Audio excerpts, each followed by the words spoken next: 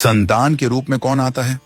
पूर्व जन्म के कर्मों से ही हमें इस जन्म में माता पिता, भाई बहन, पति पत्नी, प्रेमिका, मित्र शत्रु, सगे संबंधी इत्यादि संसार के जितने भी रिश्ते नाते हैं सब मिलते हैं, क्योंकि इन सब को हमें या तो कुछ देना होता है या इनसे कुछ लेना होता है।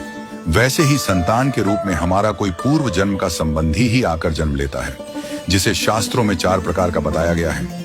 1. अणानुबंध पुत्र।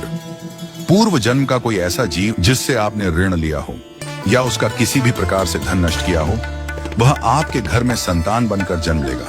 वह अपना धन बीमारी में या व्यर्थ के कार्यों में तब तक नष्ट करेगा जब तक उसका पूरा हिसाब न हो जाए। 2. शत्रुपुत्र। पूर्व जन्म का कोई दुश्मन आपसे बदला लेने के लिए आपके घर में संतान बनकर आएगा। बड़ा होने पर वह माता पिता से मारपीट, झगड़ा करेगा या उन्हें सारी जिंदगी किसी न किसी प्रकार से सताता ही रहेगा। वह हमेशा कड़वा बोलकर उनकी बेइज्जती करेगा और उन्हें दुखी रखकर ही खुश होगा। 3. उदासीन पुत्र। इस प्रकार की संतान न तो माता पिता की सेवा करती है, न ही कोई सुख देती है। वह उन्हें उनके हाल पर मरने के लिए छोड़ देती है। विवाह होने पर यह माता पिता से अलग हो जाते हैं और उनकी चिंता नहीं करते। 4. सेवक पुत्र। पूर्व जन्म में यदि आपने किसी की खूब सेवा की है तो वह अपनी की हुई सेवा का ऋण उतारने के लिए आपकी सेवा करने के लिए पुत्र बनकर आता है। जो बोया है वही तो काटोगे। यदि अपने माता पिता की सेवा की है तो ही आपकी संतान बुढ़ापे में आपकी सेवा करेगी, वरना कोई पानी पिलाने वाला भी पास न होगा।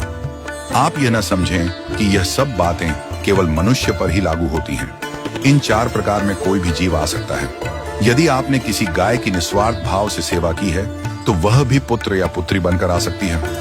यदि आपने गाय को स्वार्थवश पालकर उसके दूध देना बंद करने के पश्चात उसे घर से निकाल दिया हो तो वह ऋणानुबंध पुत्र या पुत्री बनकर जन्म लेगी। यदि आपने किसी निर्दोष जीव को सताया है तो वह आपके जीवन में शत्रु बनकर आएगा। इसलिए जीवन में कभी किसी का बुरा न करें, क्योंकि प्रकृति का नियम है कि आप जो भी करोगे उसे वह आपको इस जन्म में या अगले जन्म में 100 गुना वापस करके देगी। यदि आपने किसी को 1 रुपया दिया है तो समझो आपके खाते में 100 रुपया जमा हो गए हैं। यदि आपने किसी का 1 रुपया छीना है तो समझो आपकी जमा राशि से 100 रुपये निकल गए। जरा सोचिए, आप कौन सा धन साथ लेकर आए थे और कितना साथ लेकर जाओगे? जो चले गए वे कितना सोना चांदी साथ ले गए। मरने पर जो सोना चांदी धन दौलत बैंक में पड़ा रह गया, समझो वह व्यर्थ ही कमाया। औलाद अगर अच्छी और लायक है तो उसके लिए कुछ भी छोड़कर जाने की जरूरत नहीं है, वह खुद ही कमा लेगी।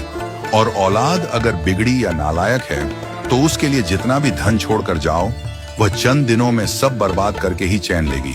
मैं, मेरा, तेरा और सारा धन यहीं का यहीं धरा रह जाएगा, कुछ भी साथ नहीं जाएगा। साथ यदि कुछ जाएगा भी तो सिर्फ अच्छे बुरे कर्म ही साथ जाएंगे। इसलिए जितना हो सके नेकी करो, सत्कर्म करो।